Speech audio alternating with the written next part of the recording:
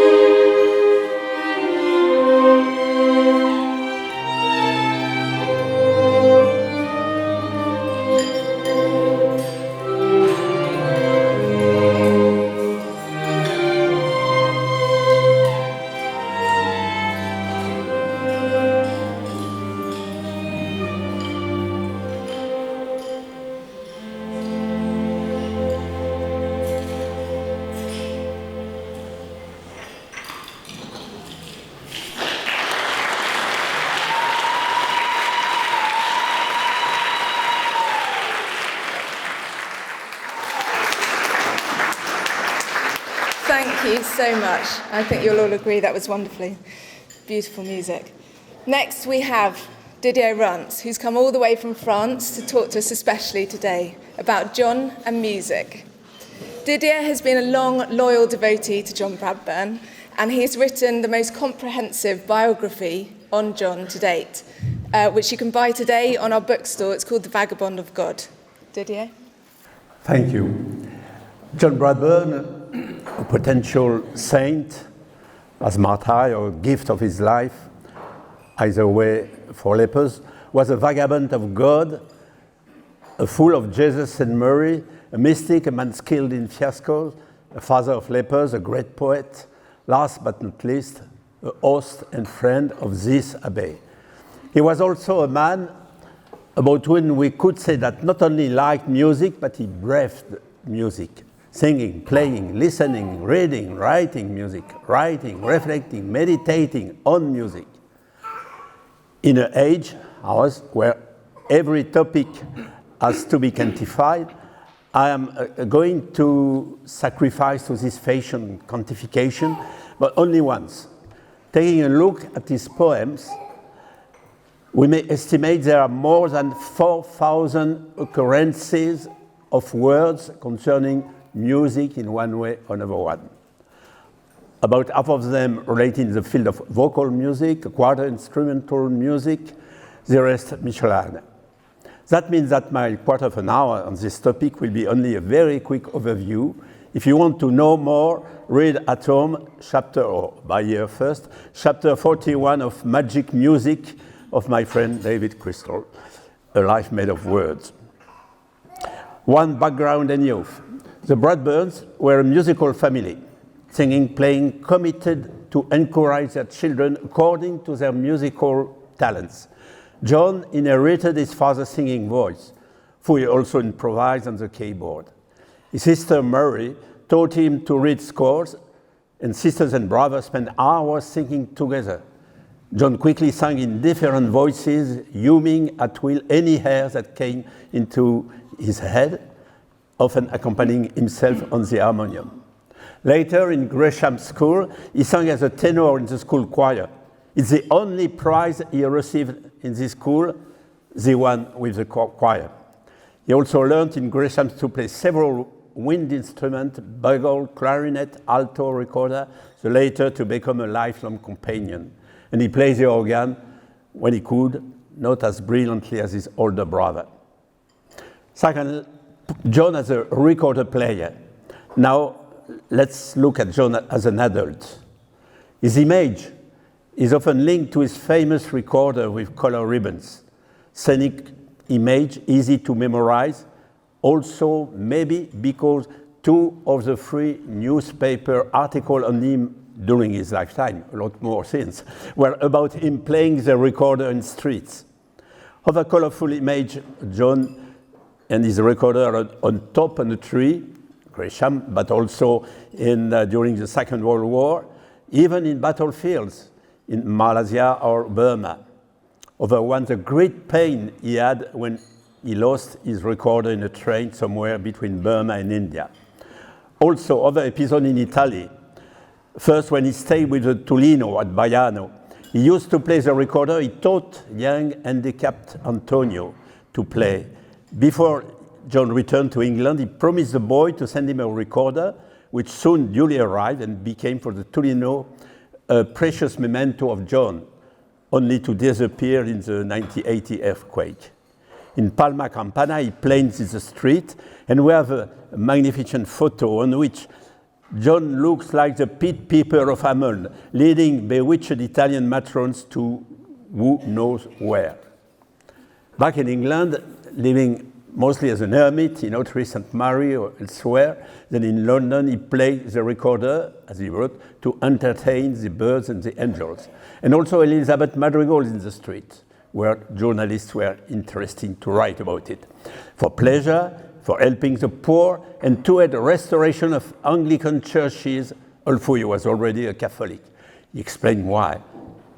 Later, being 5th sacristan at Westminster Cathedral, he spent alone a whole night in the cathedral, alone, not alone, playing again and again on his recorder Greensleeve as an elegy for famous converted and converter Ronald Knox, laying dead in his catafalque.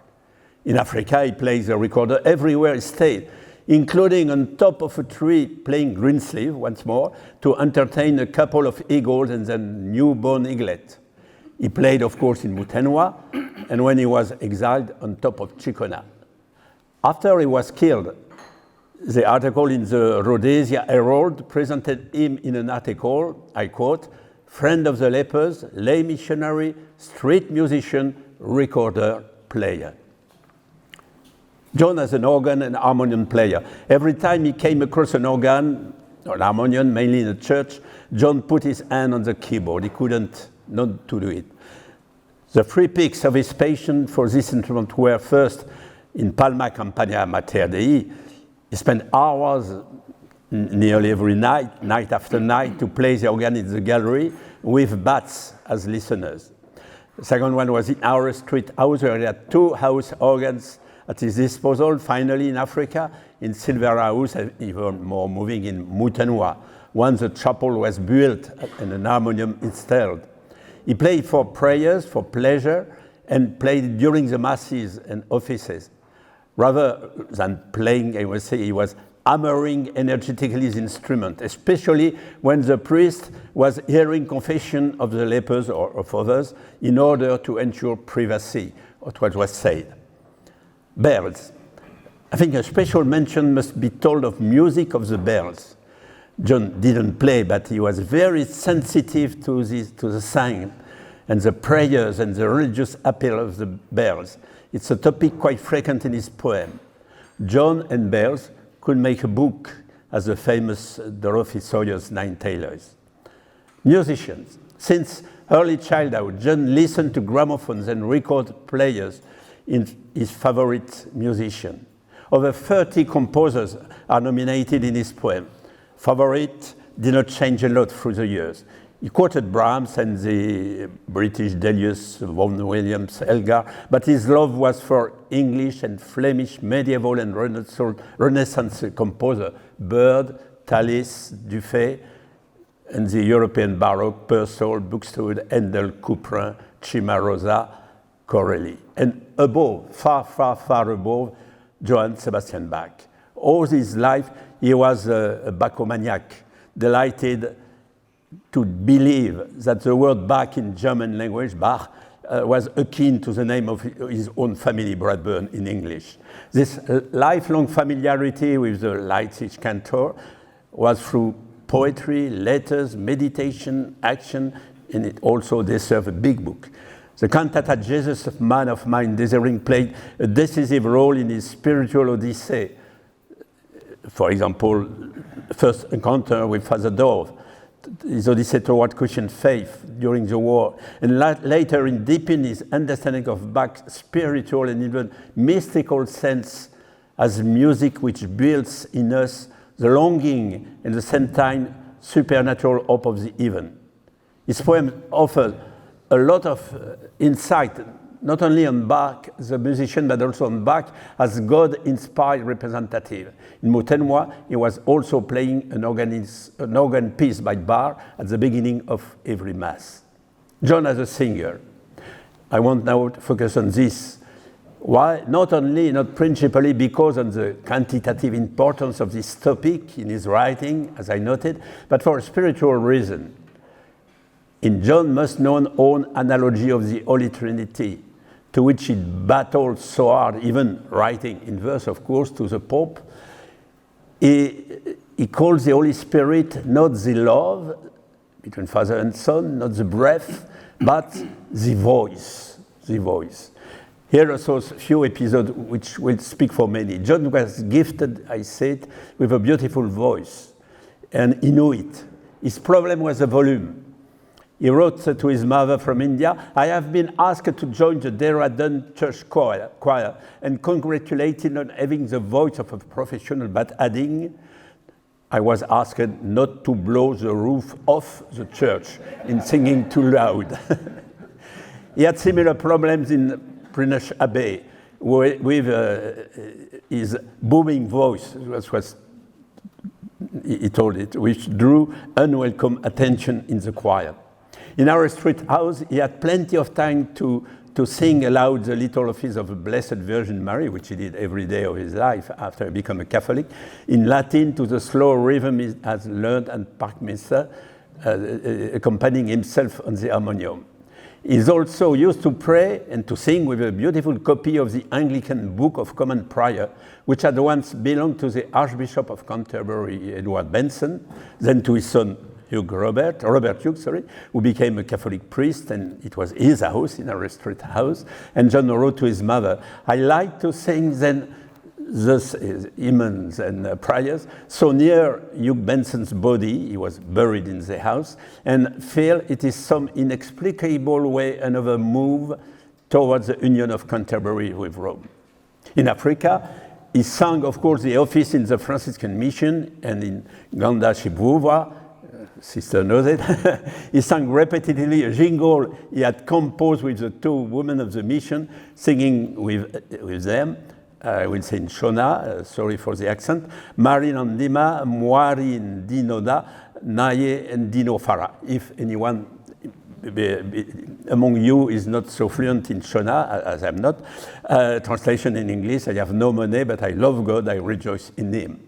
In Silvera House, singing was a cement of several great friendship for John, as with Heath Benoy. They composed masses together, and he adapted Gregorian chant into Shona, telling that the genius of the two languages complemented each other.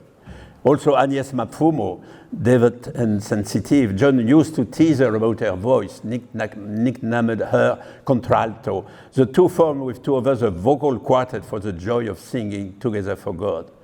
In 1968, John went to Israel just to sing the Lamentation of Jeremy as a prophet by French musician François Couperin in front of the Wailing Wall, with the secret desire that the walls of the temple could rise again to show the Jews Jesus is their king. Maybe you have known, nothing happened, but John was not at all disappointed. And he wrote, God has decided the hour has not come to rebuild the temple, and that John's chosen method was not the best. In Mutenwa, he created a choir with the lepers. He gave them lessons, and when they were able to sing, they sing together for mass, for prayer, for pleasure. Gordon Reed, a young doctor visiting Mutenwa, was very impressive by a Gloria Patri in 4 voices, all in Shona. Music and poetry. Way of providence are sometimes so surprising. David Crystal, here present, could tell you how a common love for music played a role for the fact that his poetry didn't finish somewhere in an attic, but is now world famous.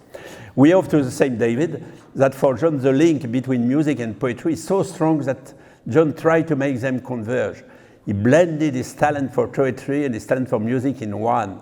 In some poem, he asked them to be ring, or rather song, I think, with a music air, as a ballad of a belated national anthem on the melody of last movement of Beethoven's Ninth, famous Ode to Joy. And in his poem, the orchestra fugue is based on the meter of a Bach piece in G, minor fugue, progressing at its pace. We may conclude on this point with David. John's poetry is music written for the human voice. In his poetry, he gives also spiritual meaning to pieces of music. He sees the saints as an orchestra conductors for us. That's, of course, for the goal of his life, to know and love the triune God and the Virgin Mary, and help others to know and love them. Music and creation. We may also notice John didn't limit music to human. In Parkminster, in Africa, elsewhere also, he was highly sensitive to the song of the birds. I thought of it this morning here in Buckfast, where the birds were singing together. I didn't have the score. And his poetry gives a lively testimony on it. He insists also of the humming and buzz of bees, to which he sees spiritual meaning and knowledge of the mysteries of salvation. I come to conclusion. I think it's largely tied. This leads me to this conclusion with a few thoughts on John and music. For him, music is linked with creation with a capital C, and creator, capital C the same. He rediscovered by himself the secret which was known by several fathers of the church, but he didn't read them. For example, Saint Ephraim, yesterday was his feast, describing the Son of God playing the harp of the Spirit above the primordial waters to create the university, and which was also discovered last century by Tolkien in the Silmarillion. Creation is and is continuously a musical event. Jesus is the song of the Father, and so is the voice, the Holy Spirit in John Trinitarian, and he say about him, so musicals, no dissonance will show. Blessed Virgin Mary participate to his musical theology. In a poem, he even sees her as a barmaid singing of Christ her King. This spiritual view of music is explicited in a text linking Trinity, sacred history of our salvation in Ut Unum Sint, such beautiful text, and I'm finishing lending my voice to John. There is on earth a music that expressive at the same time both, even one longing in profound peace of soul. Such music seems to say, we are mortals, yes, but promised immortality. We are pilgrim, but our native land is inside, so our hearts can rejoice as we journey. This mood may be found among the works of certain grand composer, especially Bach, but its most complete expression is in the plain song of the church, in the chant called Gregorian. Of the chant, the Holy Spirit is the composer, for all the liturgy is work of his direct inspiration, and the singer is Christ the church, the mystical body of the Son. Thus, the Good Shepherd sings in our midst for the glory and honor and praise of his Father, and for the eternal peace and blessing of his flock. And his song is heard in its sublime beauty in the monastic choirs of the great contemplative orders, whose work above all works is the singing of a divine office, the Opus Dei. And the chanting of these monks, whose life is Christ, is infinitely more than an art. It is the voice of love incarnate, the music of the Lord, the folding of many in one. Yes, music was important dimension of John's life. Thank you.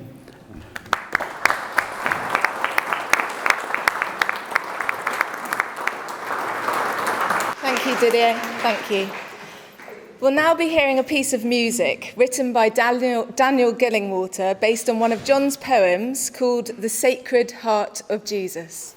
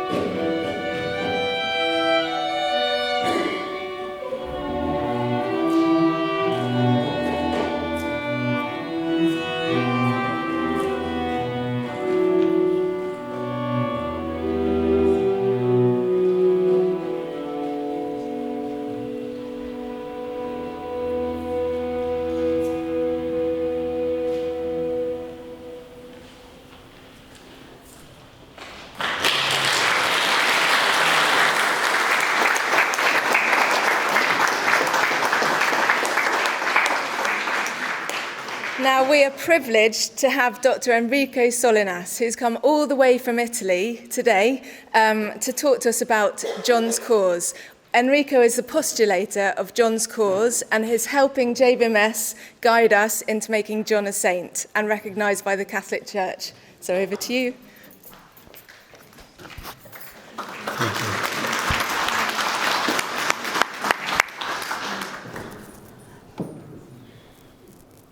Dear friends of the servant of God, John Bradburne, dear Kate, Tim, members of the Memorial Society, it is for me a great pleasure and honor to be here with you today in such a memorable occasion for the celebration of the 102nd birthday of John. And it is also the occasion for me thanking God and John to celebrate my 20th wedding anniversary with my wife Emma.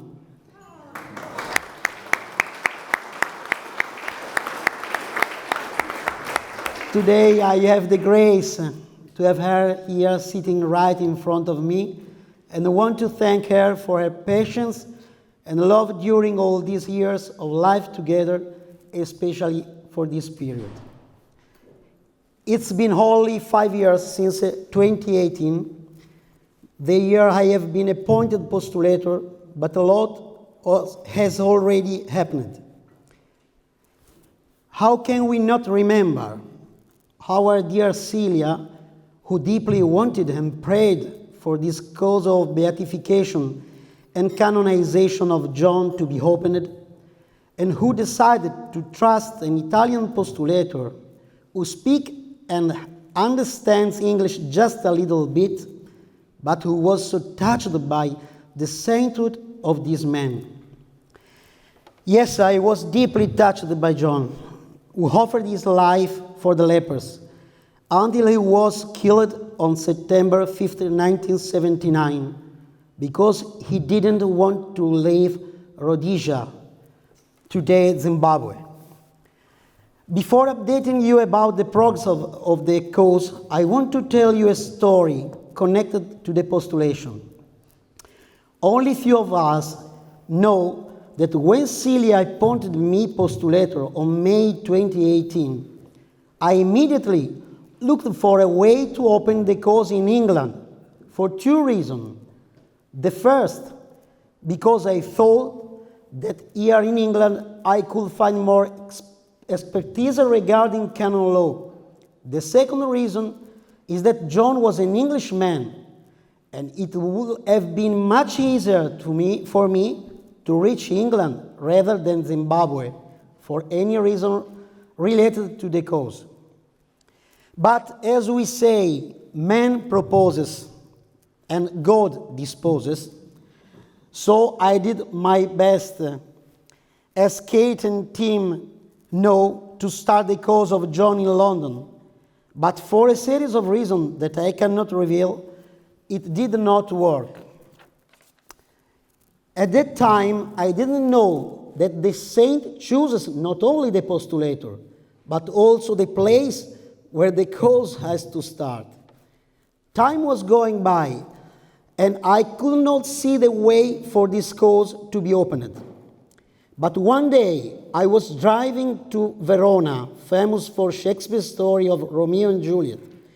Since at the time I was postulator of the cause of another venerable servant of God, Dr. Alessandro Nottegar, I told the Lord that if within a couple of days he had not given me a clear sign of his will to open the cause of John, I would have put the mandate back in Kate's hands, since Celia had just been called home to Godfather.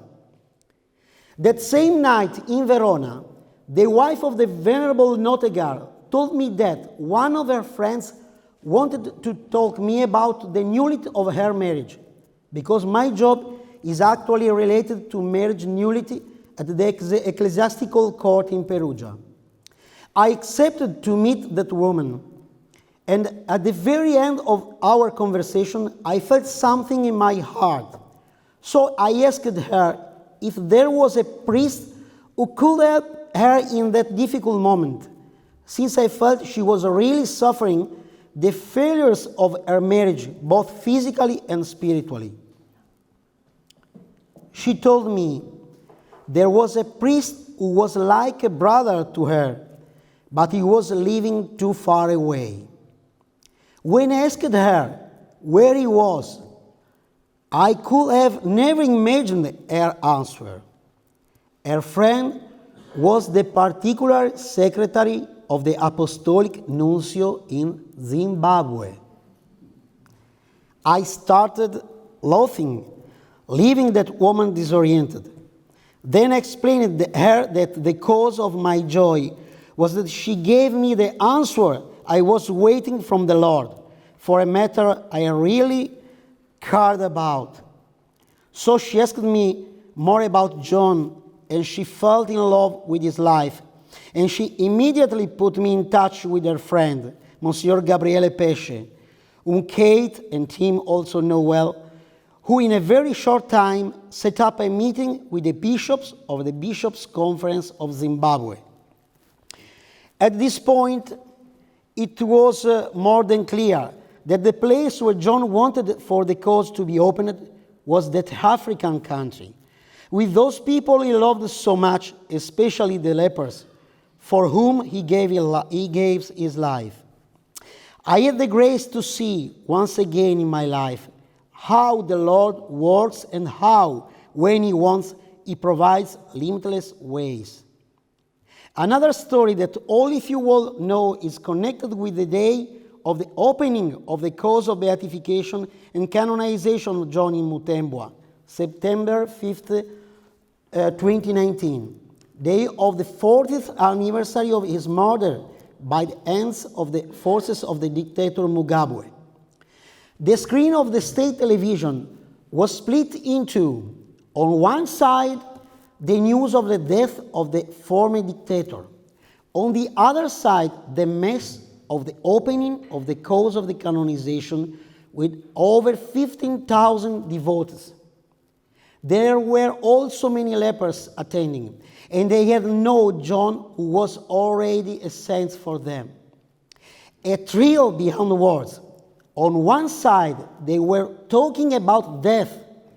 On the other, you could really breathe the resurrection with a great celebration full of joy, singing and dancing in front of all the bishops of Zimbabwe and 418 priests and deacons, almost as the priests of all that nation. I will never have the right words to thank God and John for the wonderful gifts they have given me through these years, and also for my travel mate and friend, brother in Christ, and faithful translator, Dr. Mattia Iannello. Thanks, Mattia, for your presence here also today. Now it is time to update you about the progress of the cause. Most of the witnesses have already been interrogated by the Ecclesiastical Court of Harare. Unfortunately, COVID-19 and the lockdown have slowed down the work of the deputy judge. So far, only few witnesses are yet to be interrogated, but they all live in Great Britain or in other non-African countries. We hope that 2024 will be the year of the end of the first part of the process, the diocesan informative part of life, virtues, and reputation of holiness of the servant of God, John Bradburne, to make further steps ahead so that John could be appointed by the Holy Father, venerable servant of God. This will mean that the Catholic Church will have said everything about the heroism of the Christian virtues of John. After that, we will need the recognition of a miracle in order to declare John blessed and to extend his cult to the dioceses of Harare.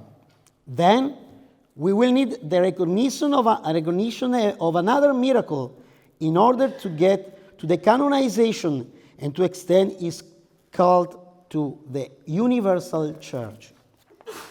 But, as we say, one step at a time. What seemed impossible, the opening of the cause, today is a reality. And also everything else will be. What we are all asked, starting from the postulator, is to be patient.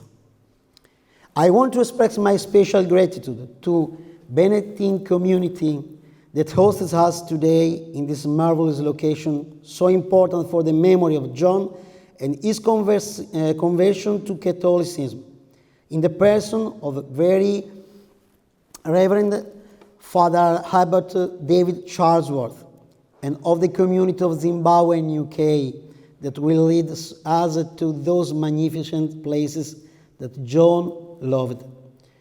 God bless us all, and may John intercede for the needs of each one of us. Thank you very much.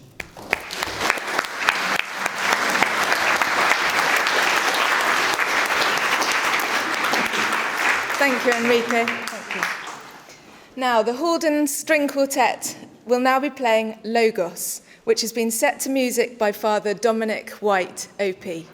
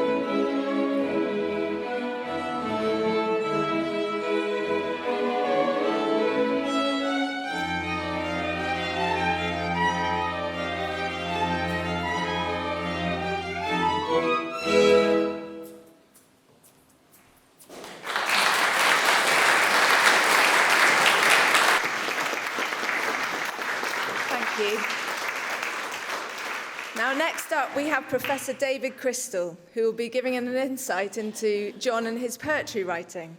David is an honorary professor of linguistics at Bangor University, and along with his wife Hilary, who's selling books, they've created the most comprehensive database on John's poetry. Thank you, Kate. Well, Enrico was saying about how unpredictable life is in relation to John Bradburne, and it is the same for me, actually. 25 years ago, I had never heard of John Bradburne. And Hilary and I moved back to Holyhead in North Wales from where I was professor at Reading. And we were looking for a house to buy, and we finally found one. And why we chose this one, I have no idea, but I know now. It was the house that belonged to an old school friend of mine that I later discovered, a chap called Casey Jones. And when we bought the house and arrived there, a few weeks later, Casey, it was his family home, decided to come and visit. And in he came, and after having a look round the place to see what a mess we'd made of it for him, he pulled out of his pocket a letter and said, "Dave," he said, "have you ever seen anything like this?" And it was a letter from John Bradburne. Casey, you see, had gone round Africa some years before. He was a traveling musician and an educator, and he fell ill. And he fell ill in the south, and on his way back, went to Silvera House, where John Bradburne was at the time, and John looked after him. And they had a shared love of music, Didier, Casey being a musician, and John also, as you heard. And they struck up a great friendship, and John, as was usually the case, decided to write to him. And so along comes a letter on perfectly normal, everyday domestic topics in verse, and in high quality verse as well. And I read this, and I then said the stupidest thing I ever said in my life, perhaps. I said to Casey, "This is amazing. Is there any more like this?" And Casey said he thought there was. And he got in touch with Celia, and about 3 weeks later, a large suitcase arrived in Holyhead containing all of John's poetry. And if you put it on a table here, for example, it would be up to about there in terms of the amount of poetry that there was. And I started to read it and was, of course, as many of you will have also had this feeling, enthralled by not... Okay, John, it's okay. It's okay, it really is. I'm going to say nice things about you. It was not just the quality. That's the, yeah. There are over 80 poems in the database where John talks about thunder and unexpected noises. Anyway, so I start to read this material, and I think I have never seen anything like it before. And then start to edit it, as you will know, because some of the edited books are over there, and to count it, because the quantity was so amazing. And when I started to count, how do you count poetry? Well, you can't just count in terms of the number of poems, because a poem could be 5 lines or 100 lines or 1,000 lines. No, what you do, poetry is written in lines, and so you count the number of lines. And this is the criterion that the Guinness Book of Records uses. So I counted the lines, and at the time it came out at about 150,000 lines of poetry. Now let's put this in context. Think of your favorite poets. John Milton, for example, wrote 20,000 lines of poetry. William Wordsworth wrote 50,000 lines of poetry. Shakespeare, in his verse, wrote about 80 or 90,000 lines of poetry. John Bradburne wrote, at the time we thought, 150,000 lines of poetry. Shakespeare, eat your heart out, really, yes. And of course the poems have continued to come in. So at the latest count, we have actually 175,000 lines of poetry written by John Bradburne, ranging in quality from the most sublime to the most ridiculous, as John himself would describe it. I write only doggerel, he says at one point. But what doggerel, really? Now, if you've dipped into the poetry, you can't fail to be impressed, not only by the quantity of it, but by its quality. 175,000 lines. And this afternoon, I just want to say to you how lucky we are to have that. How lucky we are. And I'm going to tell you why. In the early 1950s, as you know, John's biography, after the Second World War and after his conversion here, he had no idea what he wanted to do. He tried to become a member of this community and then went to other communities around. He became a wanderer, essentially. And at one point, he wandered after various exploits back to this part of the world and went into a kind of hermitage sort of state of mind and stayed in a hut at the bottom of a garden owned by the family of the Curls, C-O-R-L-E, the Curls, Pamela and Adam, not far from Ottery, not just down the road here. And he says various things about his stay here and also his stay at Parkminster a little earlier before he had come to this part of the world. I'm going to give you two little quotations. In 1951, he wrote in his diary, "That spring at Parkminster, I waxed once more poetic. Dom Andrew very aptly described my poems as vanity of vanities, like a tap that just goes on dripping." And then at the hut of the Curls near Ottery, Adam tells us in a letter, John sang a lot and wrote volumes of poetry. So we have two pieces of evidence there, one from Parkminster and one from Ottery, saying that between 1950 and 1953, John couldn't stop writing poetry, wrote volumes and volumes of it. In the database that we have online now, that you can follow this up on if you want, and we look at the number of poems we have surviving from those years, here are the totals. From 1951, 4 poems. 1952, 9 poems. 1953, 3 poems. 1954, no poems at all. Why? Where have they gone? In March 1961, we get a clue. He's at Hare Street House now, and he sends some poems to his mother and says, "This is the time of year when I tend to burn everything I have written. So these will be safe," he writes to his mum. And he means it.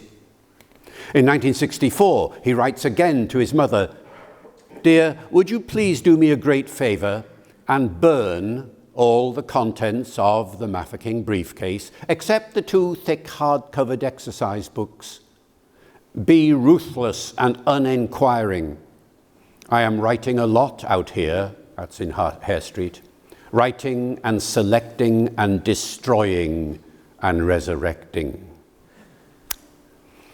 A decade later, in April 1977, when he was at Matemwa, he writes, this is John writing, "I have a deep desire to burn everything I have written, but I'm not sure where the desire comes from. I hate possessions. Wherever one goes, they accrue, and most of mine are my own fault, my poems." He's so depressed about his poetry. And 2 months later, he writes to Stephen King, "Herewith, some more nonsense in verse, since you are appreciative of my stuff. I often long to burn all 1,000 pages and their duplicates, but still they remain. I have found in the past that destroying everything for the sake of simplicity leads inevitably to building up twice as much clobber again as soon as possible." Fortunately, the people he sent poems to didn't destroy all of them. And just this year, we have a case in point. New discoveries. Oh yes, new discoveries. Teresa, where are you? Yeah, goes off to Zim a few months ago. And who did you meet there? You met a journalist, was it? I think. Yeah, a friend. We can't sort of hear you, but yes, she met me as a friend. And eventually, as a result of this meeting, out comes a little folder of poetry, manuscripts by John, and she sends them up to Kate, who sends them on to me, and says, "Do we have these in the database?" I look in the database, and 50 new poems come out of that discovery. And a few duplicates, a few original manuscripts of ones that we only had typed copies of previously. Now, you know, that was just one visit. How many more out there hidden in... John wrote verse poems to everybody. And at the time, you wouldn't have thought it significant, really, as Casey didn't. So you put it away in a top drawer somewhere or in an attic. And then one day you'd come across it and you think, what is this? Oh yes, I wonder if they'd be interested. And of course, they are interested. And so new poems come through all the time. And here is the latest one. Just 3 months ago, a bit of background first of all. A priest called Father Wim Smulders, a Dutch priest. He was parish priest of St. Peter's in Mbare, and he was killed in a car accident on the 28th of December, 1975. John wrote a poem about him the next day. It was called A Ballad of a Bereavement, because John and Wim apparently were, great friends. Now, I've only got time to read you the first verse. It's a ballad, so it's a typical 3 verses of the same pattern and then a 4-verse conclusion.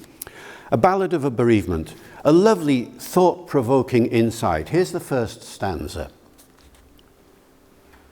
Their deaths, whom God loved best, bereave us most, while those who loved him least are fast forgot. Brave spirits led by Christ, our saving host, precede and speed us on to heaven's plot. And as we stand so sadly at the spot that shall itself stand sentry till the trump over the frame acclaim desponding not, Will Smulders bold the demon middle stump.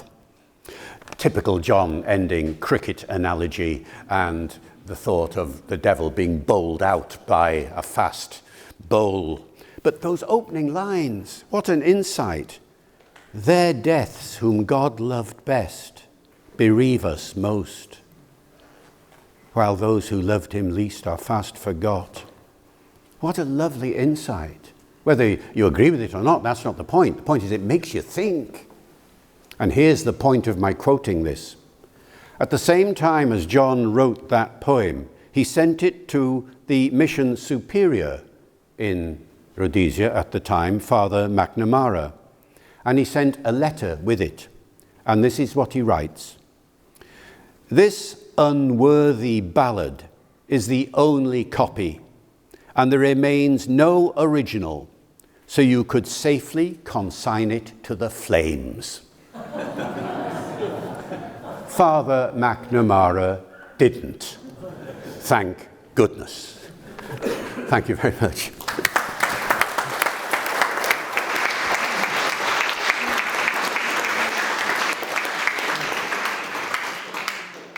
Now, the final piece we're going to hear from the string quartet is another piece written by Philip Berthoud, John's godson, based on one of his poems called To Thee We Tread.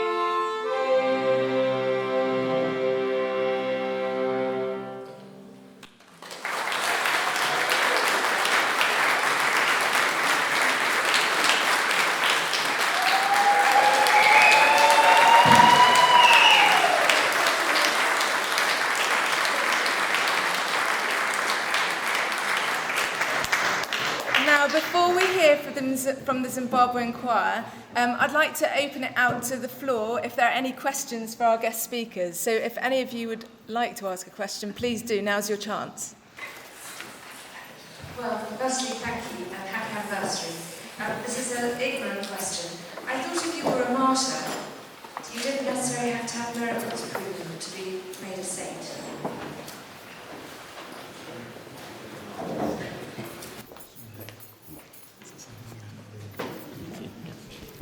Yes, of course.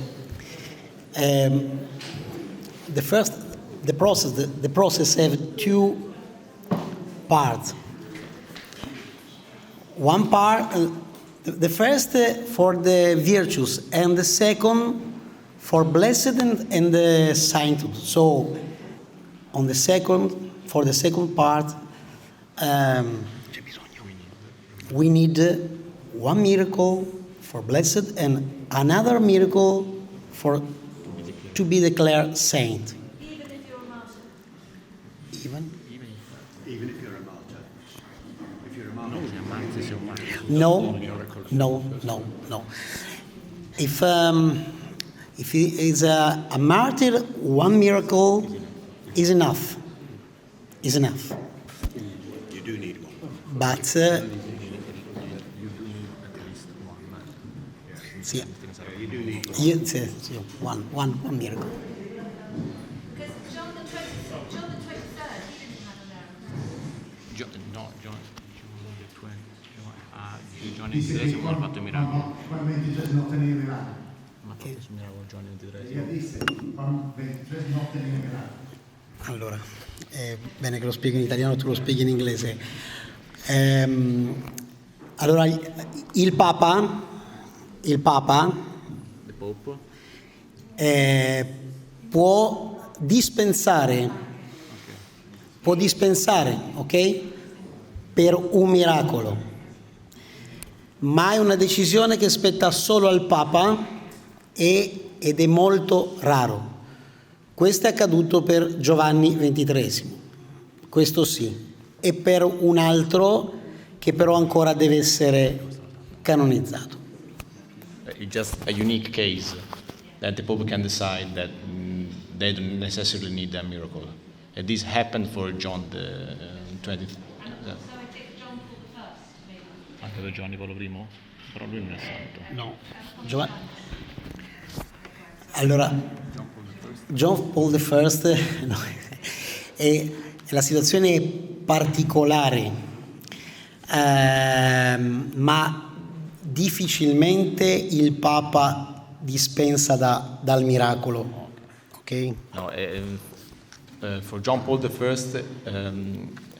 it's different, but it's very difficult that this might happen another time. Una cosa voglio dire, per favore traducila. Allora, per John,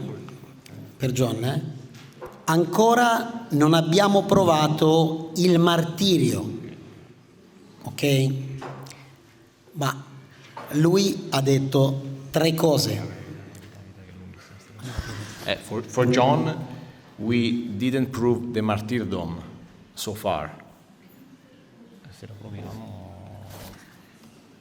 Perché il martirio è killed in odium fidei in latino, cioè To be declared a martyr, you have to be killed because you are a Christian, because you're doing something related to God.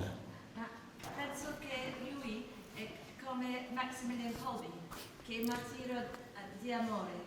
Penso che John Bradburne è così. la quarta via, the fourth way, è l'oblazione della vita, donare la propria vita, ma è una strada che percorreremo piano piano.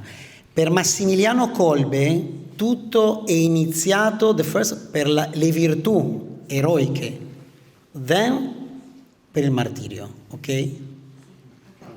Okay, yes. For Massimiliano Kolbe, the process started from the virtues.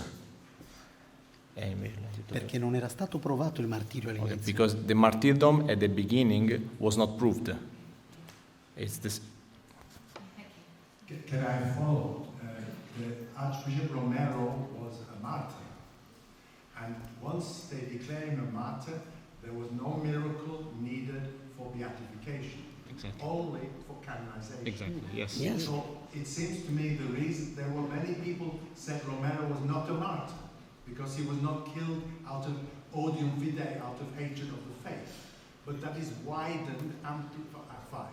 They killed him because he was doing what his faith demanded. And for John Bradburne, he was doing what his faith demanded, being with the... Exactly. peasants. And that's what we have to prove. So he is a martyr. If you can show that, you will dispense with the miracle. Exactly. But miracles, the miracles are easy. I would like...